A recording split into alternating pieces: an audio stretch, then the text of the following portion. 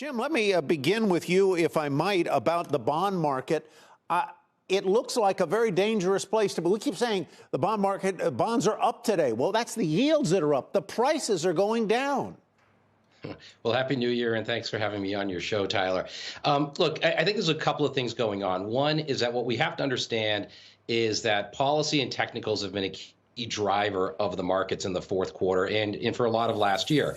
So last year, what we saw was we had the Omicron variant that was rising. We had supply technicals, which were really, really positive for the bond market in that there was low net issuance. And also we had corporate pensions, becoming fully funded and buying long duration assets, and that kept long end yields really low. As we start this year, we see a lot of that starting to unravel. The first thing that I can say is that a lot of the pension fund buying is probably starting to, leave the marketplace at this point as we move away from December 31st and into the new year. The market is starting to price the end of the Omicron variant surge. I know we're in the midst of it right now, but the markets are forward looking. So I think that's a factor as well. And the other is that net supply, and I think this is probably one of the most important things, is that net supply of U.S. Treasuries in 2022 is going to be over 2.5 times the amount of Treasury supply, net Treasury supply in 2021. So the market's going to have a lot to digest going forward, all at the time when QE is coming to an end, which we expect by the end of March. And without a lot of that QE support, that's going to create a very interesting dynamic for yields. Yeah, I think at the start of this year, we're reflecting You've nailed it there for me. You've got all this supply coming on. So to sell that supply, you're going to have to offer higher yields. It's going to go at a higher yield. And your biggest buyer in the market is stepping away.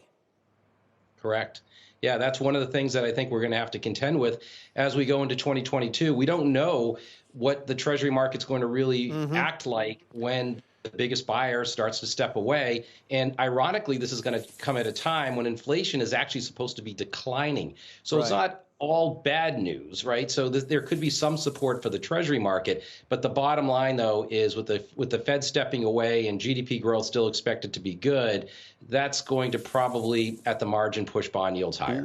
David, let's bring you in and get the stock market side of this equation. You say the easy money is leaving the market. That is certainly something that Jim would agree with. You're not going to have QE 2, 3, 4, 5, or whatever it is supporting the market in the way it has been. But one of the things you said in your note that stood out to me is this: corporate earnings are more overstated than at any time in the last decade, which means there is more risk in stocks than most investors see. Explain that to me. What do you mean? How do they get overstated or understated? There's a lot of tricks in the accounting rule books, Tyler, and we've been studying them for years.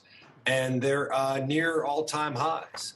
We saw the flip side of this during COVID when earnings were understated. They call it the kitchen sink effect. When they write everything down and they clean their books off so that when things look good again, as they have in the last year or so, the earnings growth, the earnings beats, the earnings comps look as good as possible so as to drive the stock up as much as possible. And so we've seen corporate America taking advantage of that trend, squeezing as many cookies out of the accounting cookie jar as they can to make the earnings look as good as possible, to make the stocks look as good as possible. And that's an underlying risk that a lot of investors aren't aware of.